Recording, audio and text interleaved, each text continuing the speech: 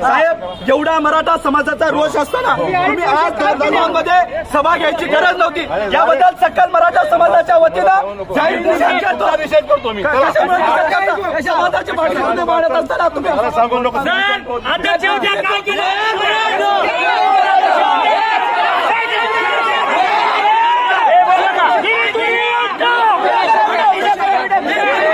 नांदेड़ की सियासी, समाजी, माशी और अवामी खबरों के साथ इश्तिहारात के लिए हमसे राब्ता करें।